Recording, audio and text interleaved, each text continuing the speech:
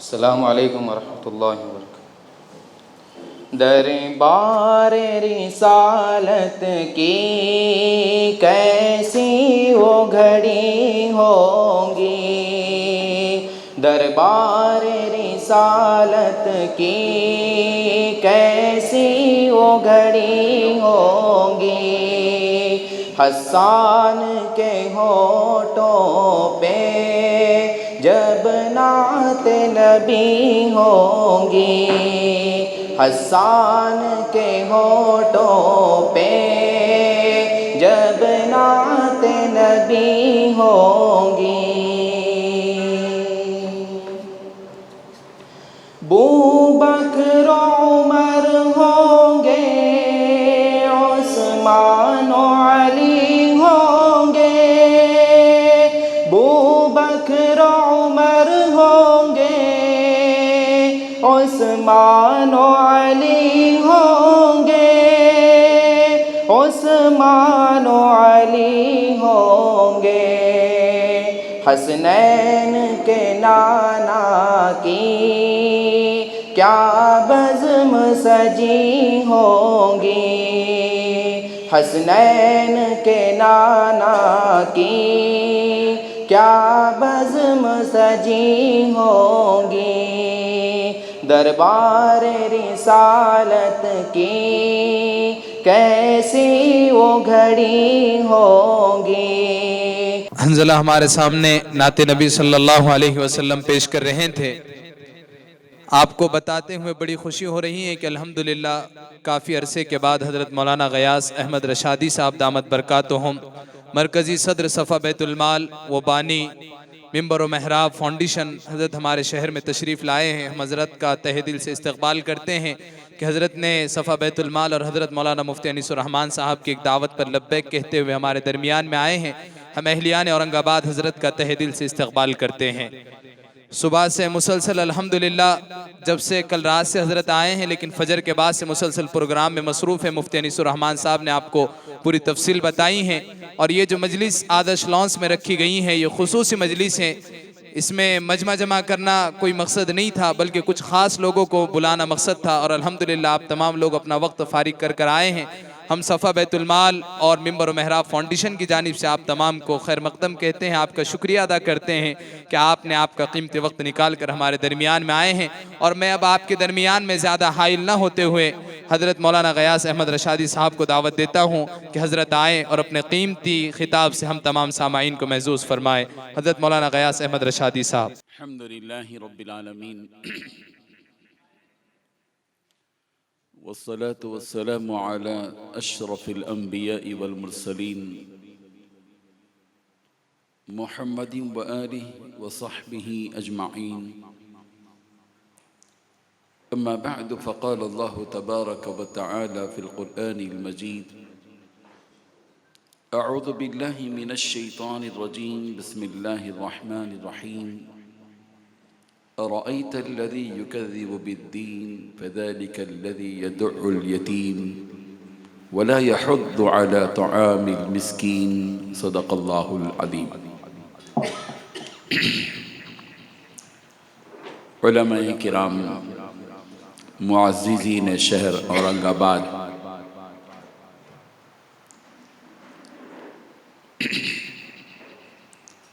آپ حضرات کے سامنے حضرت مولانا انیس الرحمن ندوی صاحب نے صفا بیت المال کی ایکٹیویٹیز کے بارے میں کہ کیا کام ہو رہا ہے اور کیا کام ہو چکا ہے، اس کی تفصیلات بیان کی۔ صفا بیت المال کیا ہے، کیوں وجود میں آیا، اس کی ضرورت کیا تھی؟ آج سے تقریباً 16 سال پہلے 2006 کے اواخر میں شہر حیدرآباد میں ایک فکر پیدا ہوئی، ایک سوچ۔ دیکھیے، ہر چیز وجود میں آنے سے پہلے ذہن میں وجود میں آتی ہے۔ چیز ذہن میں وجود میں آئے بغیر روئے زمین پر وجود میں نہیں آتی. کسی بھی نئی چیز کے آنے سے پہلے اس کی ایک شکل، اس کا ایک امیج بنتا ہے. وہ امیج ذہن میں بنتا ہے. مثلا ایک بوتل ہے، یہ سوچ کے بعد کی چیز ہے، سوچ سے پہلے کی چیز نہیں ہے. پہلے سوچ پیدا ہوئی، پلاننگ جس کو کہا جاتا ہے. ہر چیز، ایک شاپنگ مال بنتا ہے، اس کے پیچھے سب سے پہلے سوچ ہوتی ہے. آدمی ذہن میں ایک خاکہ بناتا ہے، پھر اس کے بعد وہ چیز منصہ شہود میں آتی ہے، ظہور میں آتی ہے، سامنے آتی ہے، آنکھوں کے سامنے آتی ہے، وہ اپنی ایک جگہ پاتی ہے. یہ مائک ہے، اس کی اپنی ایک آواز ہے. یہ کب وجود میں آیا؟ پہلے ذہن میں وجود میں آیا. ذہن میں کب وجود میں آیا؟ جب ایک سوچ اس کے سلسلے میں پیدا کی گئی. دنیا میں جو چیزیں وجود میں آتی ہیں وہ یا تو کسی حادثے کی بنیاد پر وجود میں آتی ہیں، یا یہ کہ کسی ضرورت کی بنیاد پر وجود میں آتی ہیں. تازہ مثال ہم ویکسین کی لے سکتے ہیں. کورونا کا جو ویکسین ہے، یہ ایک حادثہ پیش آیا، عالمگیر پیمانے پر کورونا کی بیماری آئی، تو اس کے جواب میں ایک سوچ پیدا ہوئی کہ پھر اس بیماری کو دور کیسے کیا جائے. تو سوچ کے بعد ویکسین تیار ہوئی. یا تو یہ کسی حادثے کی بنیاد پر وجود میں آتی ہے دنیا میں کوئی چیز، یا یہ کہ ضرورت کی بنیاد پر آتی ہے. آپ پہلے ٹیکسی میں جاتے تھے تو ٹیکسی میں اضافہ رقم مانگی جاتی تھی، منہ مانگی رقم مانگی جاتی تھی، بارگیننگ کرنا پڑتا تھا، مشکلات پیش آتی تھی، ٹینشن ہوتا تھا آدمی کو، اتنے کیوں لے رہے ہیں. وہاں جانے کے بعد پھر وہ منزل تک پہنچانے میں ٹینشن پیدا کرتا تھا. جیسے کہ آج بھی آٹو والے بھی بات کرتے ہیں. سوچ اس کے پیچھے ہوئی. کسی کمپنی نے سوچا کہ آدمی کو بغیر ٹینشن کے اپنے منزل پر پہنچنا ہے اور ایک واجبی قیمت پر پہنچنا ہے. تو اس کمپنی نے ایک ایسا فارمولہ ایجاد کیا سوچ کر، تو اوبر اولا ہمارے سامنے آئی. بالکل اسی طرح دنیا کی ساری چیزیں ہمارے سامنے آتی جا رہی ہیں. میں بنیادی طور پر یہ بات سوچ کے سلسلے میں اس لیے میں نے کہا کہ آدمی جب سوچتا ہے تو نئی چیز پیدا ہوتی ہے. سوچ کے بعد جدت پیدا ہوتی ہے، جدت اور ندرت کے بعد نئی چیز وجود میں آتی ہے. اگر ہم جیسے پہلے سے ہیں اسی طرح رہیں گے تو وہی چیز ہم کو ملے گی جو ملا کر رہی ہے، ملتی رہتی ہے ہم کو. لیکن اگر ہم جیسے اب ہیں ویسے نہ ہوں، اپنی روٹین چینج کریں، اپنے معمولات میں کچھ تبدیلی لائیں، اس میں کچھ نئی چیز پیدا کریں، تو ہم کو چیزیں بھی نہیں ملیں گی. بالکل یہ ایک مثال تھی جو اس حقیقت کو سمجھانے کے لیے میں نے آپ کے سامنے رکھی ہے کہ صفا بیت المال بھی ایک ضرورت کے پیش نظر وجود میں آیا ہے. کچھ حادثات کے پیچھے بھی اس کے پیچھے ہیں. حادثات کیا ہیں؟ ضرورت کیا ہے؟ ہمارا ملک، ہمارے ملک کی غربت. یہاں کچھ چیلنجز ہیں ہمارے ملک میں، غربت اور جہالت اور بیماریاں. یہ وہ چیزیں ہیں جو چیزیں بنیادی حیثیت رکھتی ہیں. ہمارے ملک کے اندر بہت بڑی تعداد ہمارے ملک میں غربت کا شکار ہے. دواخانوں بیمار ہوتا ہے، اس کے پاس علاج کے پیسے نہیں ہوتے. عورت بیوہ ہو جاتی ہے، اس کا بچہ یتیم بن جاتا ہے، اس کی تعلیم پر فرق پڑتا ہے، وہ اپنے بچے کو صحیح تعلیم نہیں دے سکتی. بے روزگاری ہے، روزگار کے لیے اس کے پاس کوئی پونجی نہیں ہے. یہ اور اس قسم کی بہت سی چیزیں ہیں جو حادثاتی طور پر ہمارے سامنے آتے ہیں. ہم نے حیدرآباد میں کچھ دواخانوں کا دورہ کیا. ایک مرتبہ ہم سب ایک دواخانے میں گئے، عثمانیہ ہاسپٹل میں. وہاں کی نرس نے ہم سے پوچھا کہ آپ لوگ کیوں آئے ہیں؟ میں نے کہا کہ ہم کچھ سیوا کرنے کے لیے آئے ہیں. اس عورت نے کہا، اس نے کہا نرس نے کہ اگر سیوا ہی کرنا ہے تو اس عورت کے پاس جاؤ جو رو رہی ہے۔ ہم اس کے پاس گئے، ہم نے پوچھا کیا ہوا ماں، کیا بات ہے؟ وہ کہہ رہی تھی کہ میں ورنگل سے آئی ہوں حیدرآباد میں علاج کے لیے اپنے بچے کو لے کر۔ میں غریب عورت ہوں اور میرے پاس 500 روپے تھے، میں تکیے کے نیچے پیشنٹ بیڈ پر رکھ کر اپنے بچے کو واش روم لے کر گئی تھی، واپس آنے تک میرے وہ 500 روپے جو اس وقت میں میرے پاس اتنی ہی رقم تھی وہ کسی نے چوری کر لی۔ اب میں اس لیے رو رہی ہوں کہ یہاں میرا کوئی نہیں ہے، موبائل بھی نہیں میرے پاس، نہیں کوئی اور چیز نہیں، میں مطلع بھی نہیں کر سکتی اپنے گھر والوں کو، اس لیے رو رہی ہوں۔ ہم نے ان سے کہا کہ آپ گھبرانے کی ضرورت نہیں، یہ 500 روپے آپ لیجئے۔ اس نے کہا کہ بھگوان نے تمہیں فرشتہ بنا کر ہمارے پاس بھیجا ہے۔ کچھ چیزیں ہوتی ہیں جو آدمی کے دل میں تیر کی طرح برستی ہیں۔ ایک مرتبہ میں ہاسپٹل میں گئے، ہسپتال میں اتنے پیشنٹس تھے کہ وہاں پر مریضوں کے لیے پیشنٹس کی کمی، وہ بیڈس نہیں تھے، تو کچھ پیشنٹس نیچے بھی پڑے ہوئے تھے۔ ہم لوگ کچھ فروٹس لے کر جب گئے تھے تو کچھ لوگوں نے کہا کہ صاحب پہلے یہ آدمی کو کھلاؤ۔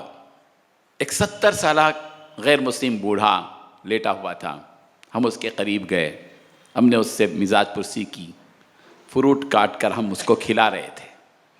کھلانے کے دوران میں نے اس پیشنٹ سے، اس 70 سالہ بوڑھے سے پوچھا تمہارا یہاں کون ہے؟ ہر پیشنٹ کے ساتھ کوئی نہ کوئی دواخانے میں ہوتا ہے، اس کا کوئی بھائی ہوتا ہے یا بیوی ہوتی ہے، شوہر ہوتا ہے، کوئی نہ کوئی ہوتا ہے، لیکن وہ بیچارہ لاوارث تھا، اس کا کوئی وہاں نہیں تھا۔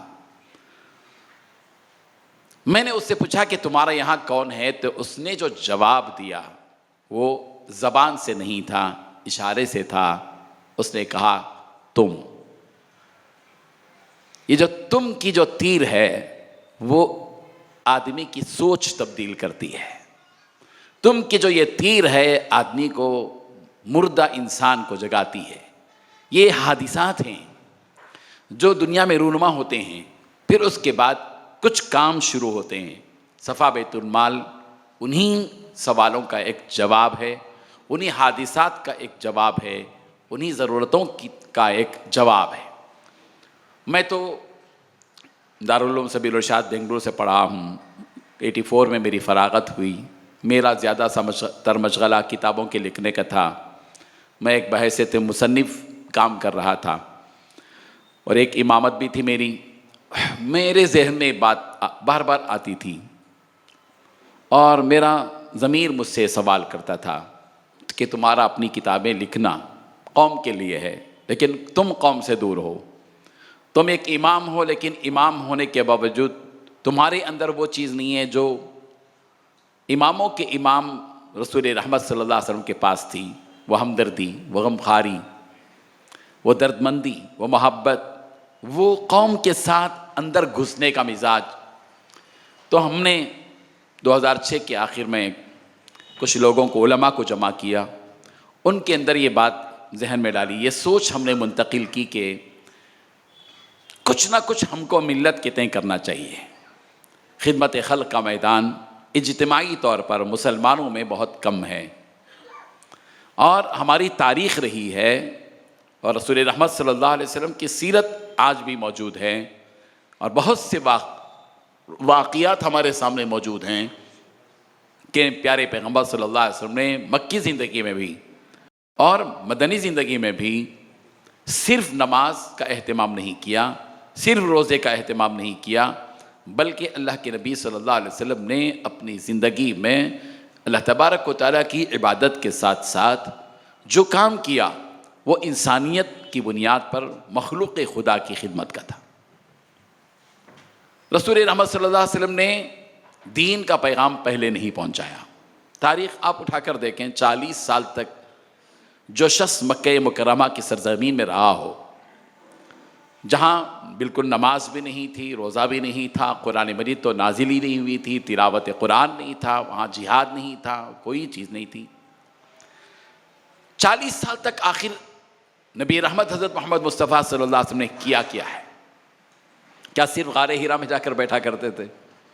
کیا 40 سال کی پوری زندگی کو صرف ایک لفظ میں اور ایک جملے میں بیان کر کے ہم خاموش ہو جائیں ظاہر بات ہے کہ یہ بڑی خیانت ہوگی سیرت کے ساتھ۔ اللہ کے نبی صلی اللہ علیہ وسلم نے 40 سال تک خاموش کام کیا ہے، بہت خاموش کام، بہت ایک منصوبے والا کام، ایک سوچ والا کام اللہ کے نبی صلی اللہ علیہ وسلم نے کیا تھا۔ وہ کام کیا تھا؟ وہ کام تھا کہ مکے کی سرزمین میں نبی رحمت صلی اللہ علیہ وسلم نے سچا انسانیت کا جو بیج ہے وہ بویا تھا۔ 40 سال تک اللہ کے نبی صلی اللہ علیہ وسلم خاموش انداز میں لوگوں کے دل جیتتے رہے، لوگوں کے دل جیتتے رہے، اپنی سچائی، اپنی وعدہ وفائی، اپنی امانت داری، اپنی نرم دلی، اپنی ہمدردی، اپنی غمخواری، اپنی محبت، اپنی رواداری، اپنی مروت، وہ خاص مزاج جس کو ہم سیرت کی کتابوں میں پڑھتے ہیں اللہ کے نبی صلی اللہ علیہ وسلم کے سلسلے میں، اس پورے مزاج کو جس کو مزاج نبوت کہتے ہیں، 40 سال تک اللہ کے نبی صلی اللہ علیہ وسلم نے اس مزاج نبوت کو سب سے پہلے پیش کیا، ان اخلاق کو پہلے پیش کیا، اور پھر ان اخلاق کو پیش کرنے کے بعد جب حالات سازگار ہو گئے، میدان تیار ہو گیا، اللہ تبارک و تعالیٰ نے پھر حکم دیا کہ اب دعوت دین، وَأَنذِرْ عَشِيرَتَكَ الْأَقْرَبِينَ، آپ اپنے رشتہ داروں کو ڈرائیے، لوگوں کو ایک اللہ کی طرف بلائیے۔ یہ ہے وہ پیغام، یہ ہے وہ کام جس کو کرنا چاہیے۔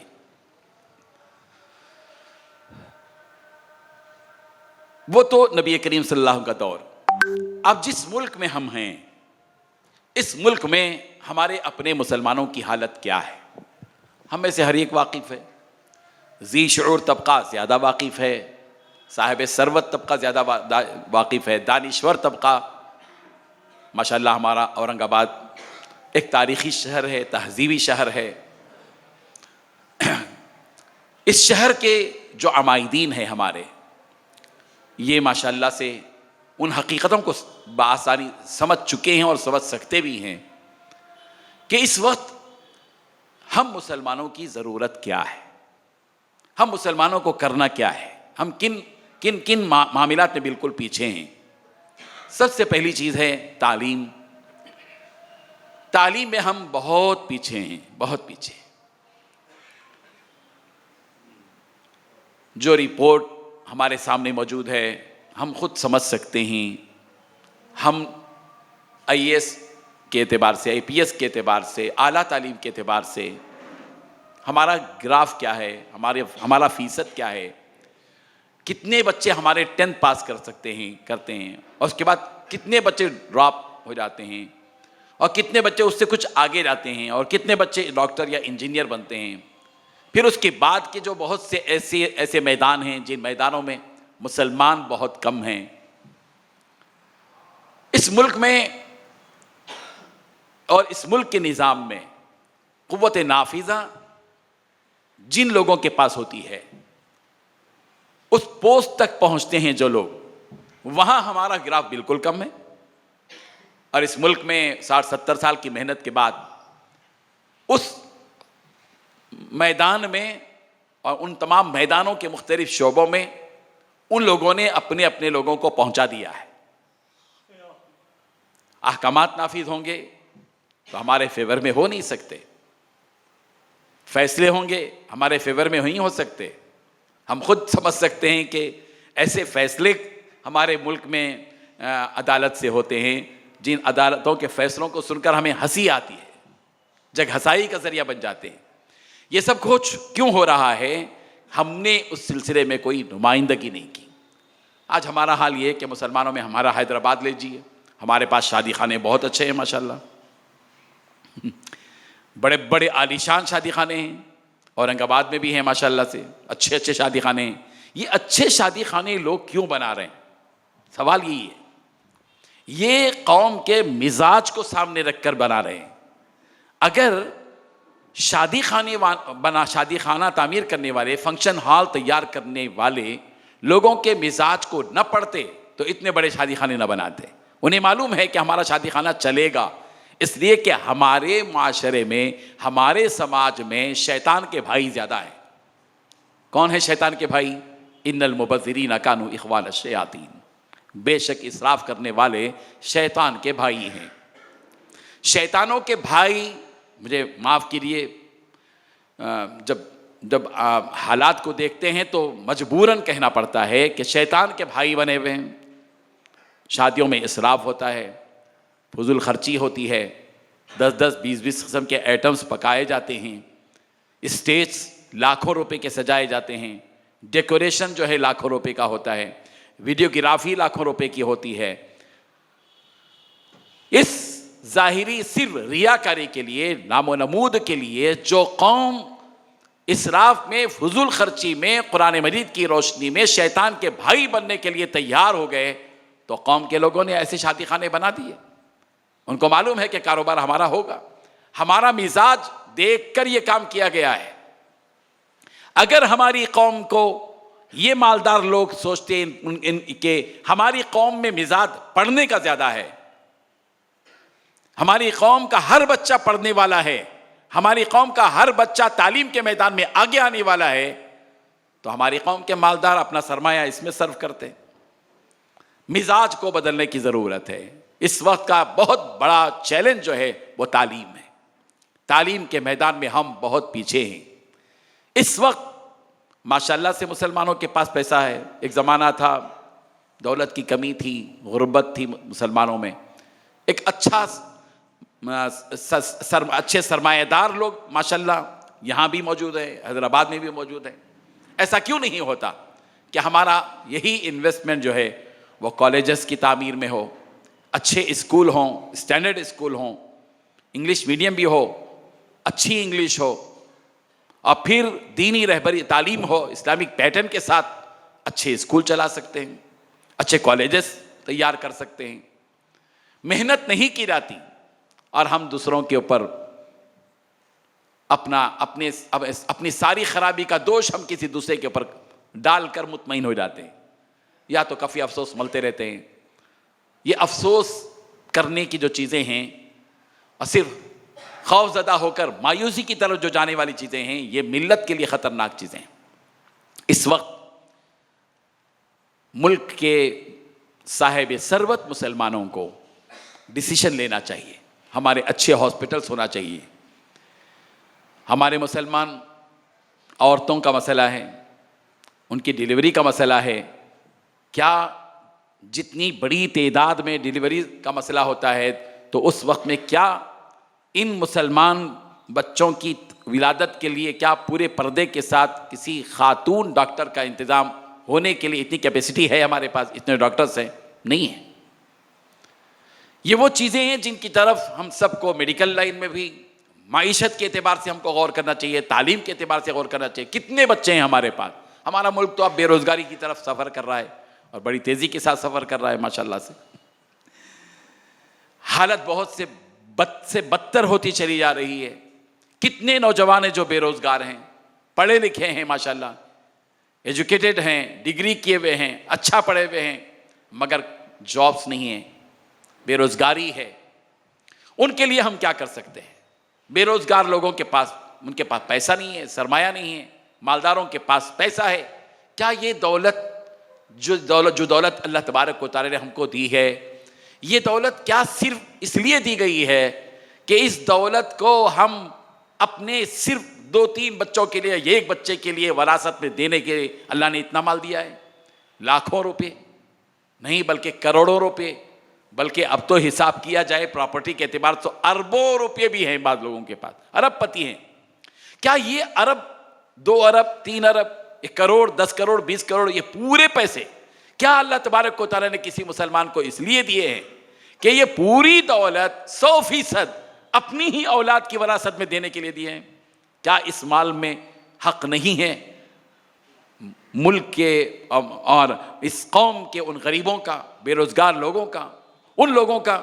اللہ تعالیٰ خود فرما رہے ہیں وَفِي أَمْوَالِهِمْ حَقٌّ مَعْلُومٌ، ان کے مالوں میں ایک مقررہ حق ہے. لِلسَّائِلِ وَالْمَحْرُومِ، سائل کے لیے بھی جو واقعی ضرورت مند ہے اور ہاتھ پھیلاتا ہے ضرورت کے لیے، اور محروم کے لیے بھی ہے جو عزت نفس کی وجہ سے کسی کے سامنے ہاتھ نہیں پھیلاتا اور وہ اپنی غربت کو اپنے سینے میں محفوظ رکھ کے عزت نفس کے ساتھ محرومی کی حالت میں زندگی بسر کرتا ہے. اللہ تبارک و تعالی نے بتایا ہے اس دولت کو صرف جو کروڑوں کے اعتبار سے ہے، وہ پوری دولت کیا صرف ایک آدمی پر خرچ ہوگی؟ اور یہ کیا یقین ہے کہ ہماری اولاد، جب ہم نے اس کو وقف نہیں کیا، ہم نے اس کو کسی ملت کے کام کے لیے نہیں دیا، ہم نے کسی قوم کی معیشت کے استحکام کے لیے نہیں دیا، ہم نے قوم کے بیماروں کے علاج کے لیے وہ اپنی زندگی میں نہیں دیا، ہم نے قوم کے غریب بچوں کی تعلیم کے لیے وہ دولت اپنی زندگی میں خرچ نہیں کی، کیا امید کی جا سکتی ہے کہ ہمارے مرنے کے بعد ہماری اولاد وہ دولت جو کروڑوں کی ہے وہ کسی اللہ یا دین کے راستے میں قوم کے لیے اور ملت کے لیے خرچ کرے گی؟ ہم خود نہیں کر پائے، ہماری اولاد کہاں کرے گی؟ ہماری اولاد زیادہ سے زیادہ کرے گی کہ مول صاحب ہمارے والد صاحب کا انتقال ہوا ہے، 4-5 جانمازیں دے دیں گے مسجد کو، ایک فیان دے دیں گے اور فیان پہ ابا جان کا نام لکھ دیں گے جناب عبدالغفار صاحب مرحوم، اور وہ پورا فیان روزانہ پھر پھر کر عبدالقیوم صاحب کو پھراتے رہے گا، جانمازیں دے دیں گے 4۔ کیا یہ ضرورت کی تکمیل ہے؟ زیادہ سے زیادہ ہم ایک بورویل ڈال دیں گے، وہ جو بورویل ڈالی جائے گی 50,000 کی 1 لاکھ کی، وہ تم نے جو خزانہ چھوڑا ہے یا چھوڑنے والے ہو، کیا وہ یا اپنے باپ نے جو دولت چھوڑی ہے، کیا وہ بیٹے اس دولت کو 1,000 نہیں 10,000 میں تقسیم کریں گے تو ایک حصہ ہوگا؟ تعجب ہے۔ اللہ تبارک و تعالیٰ صرف غریب کو غربت میں نہیں آزماتے۔ لوگ سمجھتے ہیں کہ غریب آدمی ہے بیچارہ، غربت میں اللہ اس کی آزمائش کر رہے ہیں، یہ خام خیالی ہے۔ اللہ تبارک و تعالیٰ جیسے غریبوں کو غربت میں آزماتے ہیں، مالداروں کو ان کی مالداری میں آزماتے ہیں۔ یہ بات یاد رکھنے کی ہے کہ مالداروں کو ان کی مالداری میں اللہ تبارک و تعالیٰ آزماتے ہیں۔ یہ مال صرف ضرورتوں کی تکمیل کے لیے اللہ نے نہیں دی ہے، یہ مال اللہ تبارک و تعالیٰ نے صرف اسراف اور فضول خرچی کے لیے نہیں دی ہے۔ اللہ تبارک و تعالیٰ مال دے کر آزمانا چاہتے ہیں۔ اتنا سارا مال جو میں نے دیا ہے، اس مال کے ذریعے سے وہ اپنی دولت کو، مال کو کہاں خرچ کرے گا؟ اور کل قیامت کے دن 5 سوالات کیے بغیر اس کو آگے نہیں بڑھایا جائے گا۔ لا تزول قدم ابن آدم حتی یسأل، بنی آدم کے قدم آگے بڑھ نہیں پائیں گے جب تک کہ اس سے 5 باتوں کے بارے میں پوچھ نہ لیا جائے۔ ان میں سے 2 سوال جو ہوں گے وہ صرف مال کے بارے میں ہوں گے۔ 2 سوال، کہاں سے لیا، کمایا کہاں سے، خرچ کہاں کیا۔ 2 سوال صرف مال سے متعلق۔ عمر کے بارے میں بھی پوچھا جائے گا، فلاں کے بارے میں بھی پوچھا جائے گا، مگر سوال صرف ایک موضوع اور ٹاپک پر جو مال ہے، اس مال کے بارے میں پوچھا جائے گا۔ کہاں سے، کیسے کمایا، کس کس کو دھوکہ دیا، کہاں کہاں ڈنڈی ماری، کس کس کا حق چھینا۔ بھائی تھا، باپ کا انتقال ہو گیا، بہن کو یہ کہہ کر رسوا کر کے گھر سے بے گھر کیا کہ باپ نے تیری شادی کر دی تھی، ہم نے سب شادی کر دی تھی، اب تیرا حق کوئی نہیں ہے، مڑنا نہیں یہاں پر، چلے جاؤ یہاں سے۔ کل قیامت کے دن یہی بہن ہوگی جس کا ہاتھ ہمارے گریبان پر ہوگا۔ اور اللہ تبارک و تعالیٰ ایسے نہیں ہے کہ ناانصافی کریں، اللہ تو برابر انصاف کر کے رہیں گے۔ جب تک کسی نے کسی کا حق مارا ہو اور اس کا حق دلایا نہ جائے، وہ آگے بڑھ نہیں سکے گا۔ ہاں، یہ رب ذوالجلال کا قانون ہے، اس کا دستور ہے۔ اس لیے یہ وقت ہے کہ ہم اپنے مال کے بارے میں غور و فکر کریں۔ یہ مال رحمت کا ذریعہ بھی بن سکتا ہے، برکت کا ذریعہ بھی بن سکتا ہے، مغفرت کا ذریعہ بھی بن سکتا ہے، درجات کی بلندی کا ذریعہ بھی بن سکتا ہے، اور یہ مال اللہ کے غضب کا بھی ذریعہ بن سکتا ہے، عذاب کا بھی ذریعہ بن سکتا ہے، قیامت کے دن گرفت کیے جانے کے، پکڑے جانے کا بھی ذریعہ بن سکتا ہے۔ اس لیے ہم سب کو چاہیے کہ ہم کچھ پلاننگ کریں، کچھ سوچیں اپنی ہی زندگی میں، جب تک ہمارے اختیارات ہوں۔ اب تو حالت ہماری ملت میں ایسی ہو گئی ہے، ہم ایسے ایسے واقعات دیکھتے ہیں، ہمارے اپنے حیدرآباد کی بات میں کہہ رہا ہوں کہ وہاں پر ایسی بچوں کو دیکھا جا رہا ہے کہ بچے باپ کے مرنے کے منتظر ہیں کہ کب باپ انتقال کر جائے گا اور کب اس کی دولت کو ہڑپ کر لیا جائے، ہضم کر لیا جائے۔ اتنی انسانیت گری ہوئی ہے۔ ابھی حال میں ایک صاحب سے ہماری ملاقات ہوئی، انہوں نے اپنے بچے کا نکاح کیا، 27 لاکھ روپے خرچ کر کے بچے کا نکاح کیا، وہی بچہ جس بچے پر باپ نے اپنی باہر سے کمائی ہوئی محنت سے 27 لاکھ روپے خرچ کیے اور جن کی آج کروڑوں کی جو ہے پراپرٹی ہے، اور بچہ ہے کہ باپ کو ڈھکیلتا ہے، مارتا ہے، مارنے پر آتا ہے، اور باپ کے اور اس کی حالت یہ ہے کہ وہ منتظر ہے کہ باپ کب جائے گا اور کب میں جو ہے اس کی پراپرٹی پر قبضہ کروں گا۔ کتنے ہیں لوگ اسے؟ اس لیے ہم کو چاہیے کہ ہم اس قسم ایک پلان بنائیں، اپنی دولت کو صحیح معنی میں خرچ کریں۔ صفا بیت المال اسی شعور کے لیے الحمدللہ یہ کام کر رہا ہے۔ الحمدللہ صفا بیت المال آج سے 15 سال پہلے جو کام شروع کیا تھا بالتدریج ترقی کی، اور الحمدللہ اس کی ہندوستان بھر میں شاخیں ہیں، اور حیدرآباد میں 200 افراد کا عملہ اس میں کام کر رہا ہے، اور اس کے مختلف ڈپارٹمنٹس ہیں، یتیم بچوں کی کفالت کا، جن بچوں کی تعلیم کے لیے فکر کرنا، بیواؤں کے وظائف کا مسئلہ ہے، مائکرو فائنانس ہے، آج جو سودی کاروبار میں لوگ مبتلا ہیں ان لوگوں کو سود سے محفوظ رکھنے کے لیے بلا سودی قرض حسنہ کا نظام کشن باغ کے اس علاقے میں جاری ہے، اور الحمدللہ اس کی ریکوری کا ایک پیارا اور منظم نظام موجود ہے۔ اسی طرح اور بہت سے کام الحمدللہ تعلیمی میدان میں ہیں نہ، اور ان پڑھ لوگوں کو پڑھا لکھا بنانے کے لیے ٹاٹا کمپنی سے ہم اٹیچ ہیں، اور ان سے ہمارا کولیبریشن ہے۔ الحمدللہ 5000 لوگوں کو خواندہ بنانے کا ٹارگٹ بناتے ہوئے 100 سینٹرز اس کے چلا رہے ہیں۔ 10ویں جو پاس نہیں کیے بچے جو ڈراپ ہو گئے ان لوگوں کو جو ہے 10th کا ایگزام دلانے کے لیے ان کی کوچنگ کا اور ان کے امتحانات کی جو فیس ہے وہ صفا بیت المال پے کرتا ہے۔ الحمدللہ 800 بچے گزشتہ سال پاس ہوئے، اور اب 2000 بچوں کا ٹارگٹ ہم لے کر کام کر رہے ہیں الحمدللہ۔ اس قسم کے بہت سے کام جو حیدرآباد میں ہو رہے ہیں، ماشاءاللہ سے ہندوستان کے 50 برانچز میں بھی تھوڑی بہت کمی بیشی کے ساتھ ہو رہے ہیں۔ آج الحمدللہ اورنگ آباد کی سرزمین میں پہنچ کر مولانا انیس الرحمن صاحب کی قیادت میں جو ان کا عملہ یہاں پر مختلف ڈپارٹمنٹ میں کام کر رہا ہے، دیکھنے کا موقع ملا، موقع بموقع یہاں کے جو خدمات ہیں وہ آتی بھی رہتی ہیں واٹس ایپ کے ذریعے سے، اور معلوم ہوتا رہتا ہے کہ کیا کیا کام یہاں پر موسم کے اعتبار سے، تعلیم کے اعتبار سے، اور دوسرے ہنگامی اعتبار سے، اور ریگولر جو خدمات ہیں ان کے اعتبار سے ماشاءاللہ کام ہو رہا ہے۔ ہر قسم کا کام اس وقت کی ضرورت ہے۔ انسانیت کی بنیاد پر کام جو بھی کیا جائے گا یہ اس ملک کے ان حالات کی روشنی میں اس کی اشد ضرورت ہے، اور ماشاءاللہ آج یہاں پر ایک نئی کلینک بھی اشفین کے نام سے کلینک قائم ہوئی، اور اب تک 5 پہلے سے کلینکس چل رہے ہیں۔ اس کا ایک اپنا نظام ہے، واٹر پلانٹ ہے، یہاں پانی کے پلانے کا نظام بھی ماشاءاللہ سے ہے، بیواؤں میں وظائف کا سلسلہ ہے، رمضان میں راشن تقسیم کرنے کا، قربانی کے موقع پر غریبوں میں گوشت تقسیم کرنے کا، اور بھی دیگر جو مختلف حالات آتے ہیں ان مواقع پر کام کرنے کا ایک نظام اورنگ آباد میں بھی ہے۔ اور آج کی کیفیت کو دیکھ کر اور حالات کو دیکھ کر اندازہ ہو رہا ہے کہ مستقبل قریب میں مولانا انیس الرحمن ندوی صاحب کی یہ خدمات مرکز کے قدم بقدم چلے گی، اور یہاں کی ایکٹیویٹیز میں اضافہ ہوگا۔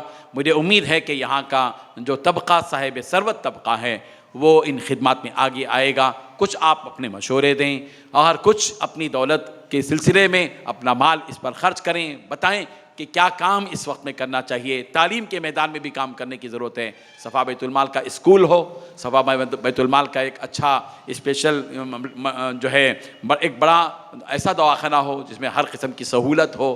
بہت سے کام کرنے کے ہیں، بہت سی ضروریات ہیں ملت کی۔ ہم صرف شادیوں میں اور ولیموں میں اپنی دولت اڑانے کے لیے نہیں ہیں۔ ہماری شناخت اور پہچان اس بنیاد پر نہیں ہونی چاہیے، ہماری شناخت اور پہچان اس بنیاد پر ہونا چاہیے کہ یہ قوم جو ہے تعلیم میں بھی آگے ہے، یہ قوم میڈیکل لائن میں بھی آگے ہے، یہ قوم معیشت کے اعتبار سے اپنے لوگوں کو اٹھاتی ہے۔ جو ہمارا طبقہ معیشت کے اعتبار سے کمزور ہے ان کو اٹھائیے، بے روزگار لوگوں کو روزگار لگا کر دیجیے۔ آپ چلتے پھرتے دیکھ سکتے ہیں، اور یہ کام خود آپ بھی کر سکتے ہیں، ضروری نہیں کہ کسی ادارے ہی سے ہو۔ آپ ادارے سے لے کے کام کریں گے تو ایک منظم انداز میں کام ہوگا، اور معیشت کے استحکام کا ذریعہ ہوگا۔ کتنے لوگ بے روزگار ہیں، کتنے لوگ ایسے چاہتے ہیں کہ کچھ وہ جو ہے کسی فیلڈ میں آئیں، تجربہ ان کے پاس ہے، لیکن بزنس کرنے کا انداز ان کے پاس ہے، لیکن ان کے پاس سرمایہ نہیں ہے۔ دولت مند افراد ان کو سرمایہ دیں اور ان کی حوصلہ افزائی کریں، تو انشاءاللہ ہمارا جو نوجوان طبقہ ہے، جو بے روزگار ہے، جن کی اپنی ذمہ داریاں ہیں، ان کی مسئولیات ہیں، وہ یقیناً ان کی ذمہ داری، وہ اپنے خاندان کو پروان چڑھا سکتا ہے، وہ اپنے بچوں کو تعلیم دے سکتا ہے۔ اس سلسلے میں ہم سب کو آگے بڑھنا چاہیے۔ جو کچھ کہ ہم نے خرچ کیا وہ تو ہمارا ہے، مایوں کہ جو کچھ کہ تم خرچ کر چکے ہو وہ تو تمہارا ہے، جو خرچ نہیں کیا بتلایا نہیں جا سکتا کہ وہ کس کا ہے۔ ہم رہے تک ہم خرچ کریں گے تو یہ ہمارا ہے، وہ ہمارا ایک ذخیرہ آخرت ہے، چھوڑ کر جائیں گے تو یہ کس مصرف میں خرچ ہوگا اس کی کوئی گارنٹی نہیں ہے۔ اس لیے جب ہم خود اس کو خرچ نہیں کر پائے تو کیا امید ہے کہ ہماری اولاد اس پر خرچ کرے گی؟ اللہ تبارک و تعالیٰ نے جو دولت دی ہے، دل میں ایک فیصلہ لیں، اقدام کریں۔ قوم کہتے ہیں ایک بڑا کام لے کر جائیں، آپ چلے جائیں گے، ہم چلے جائیں گے، ہمارے نقوش اس سرزمین پر باقی رہیں گے اور ہماری خدمات کے اثرات اگلی نسلوں تک چلتے رہیں گے۔ نسلیں دعا کریں گی ان مرحومین کے لیے جنہوں نے قوم کے لیے اپنا سرمایہ صرف کیا تھا۔ میں امید کرتا ہوں اورنگ آباد کے صاحب ثروت افراد، صاحب دل افراد، جود و سخا کے حامل اور مالک افراد سے مجھے امید ہے کہ آپ اگلے چند دنوں میں کوئی ڈیسیشن لیں گے اور کچھ اقدام کریں گے اور کام کریں گے۔ اللہ تبارک و تعالیٰ آپ کو اور ہم سب کو اس خدمت خلق کے اس میدان میں وسیع پیمانے پر خدمات انجام دینے کی توفیق بھی عطا فرمائے اور اللہ تعالیٰ ہمارے لیے وسائل اور اسباب بھی پیدا فرمائے۔ میں نیک تمناؤں کے ساتھ، دعاؤں کے ساتھ مولانا انیس الرحمن صاحب اور ان کی ٹیم کو جو اس کام میں خدمت خلق میں لگی ہوئی ہے، پیاسوں کو پانی پلانے کا مسئلہ ہو یا غریبوں کی مدد کرنے کا مسئلہ ہو، دواخانوں میں بیماروں کے ساتھ حوصلہ افزائی کرنے کا معاملہ ہو، ان کو تسلی دینے کا معاملہ ہو یا اور جو بھی معاملے ہوں، بھوکوں کو کھانا کھلانے کا معاملہ ہو، سارے ان معاملات میں جو کام کیا گیا ہے یقیناً وہ قابل مبارکباد ہیں۔ میں دل کی گہرائی سے مولانا اور مولانا کی اس ٹیم کو مبارکباد پیش کرتا ہوں اور اپنی بات کو ختم کرتا ہوں۔ وآخر دعوانا ان الحمد للہ رب العالمین۔ جزاک اللہ، بہت بہت شکریہ۔ حضرت مولانا نے بہت مختصر وقت میں بہت مفید باتیں بتائی ہے۔ صبح سے چونکہ مصروف ہے اور ابھی عشاء کے بعد صفا مسجد میں بھی عمومی خطاب انشاءاللہ ہوگا، آپ سب سے درخواست ہے کہ وہاں بھی تشریف لے آئیں۔ اب صفا کی جو ایکٹیویٹی ہے انشاءاللہ حیدرآباد میں جو کام چل رہے ہیں اس کو پاور پوائنٹ پر ہم سب دیکھیں گے اور اورنگ آباد میں بھی جو کام ہو رہا ہے اسے بھی دیکھیں گے۔ اس سے پہلے ہم ہمارے معزز مہمانوں کا گلوں کے ذریعے استقبال کرنا چاہتے ہیں۔ پھول کے ذریعے استقبال ہمارے معزز مہمانوں کا۔ گل پھینکے ہیں اوروں کی طرف بلکہ ثمر بھی، اے خانہ برانداز چمن کچھ تو ادھر بھی۔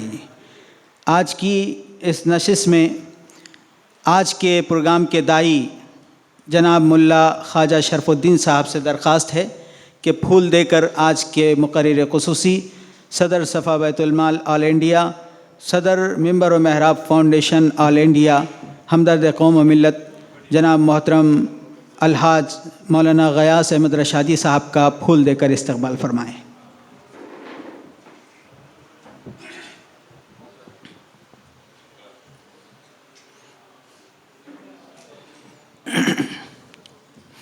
ایوب بھائی سے درخواست ہے کہ تشریف لائیں اور آج کے پروگرام کے داعی محترم ملا خواجہ شرف الدین صاحب کا گل دے کر استقبال کریں۔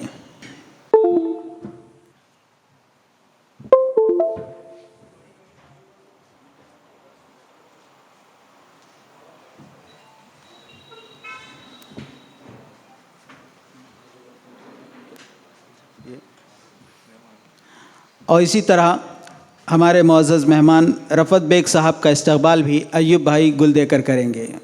ہمارے ایوب صاحب مرزا متین بیگ صاحب صفا بیت المال سینٹر ریلوے اسٹیشن کے ذمہ داران ہے، یہ ان کا ہی پروگرام ہے اور ہمارے ملا خواجہ شرف الدین صاحب کا پروگرام ہے اور ڈاکٹر عبد الرحیم صاحب کا استقبال بھی گل دے کر ایوب بھائی کریں گے۔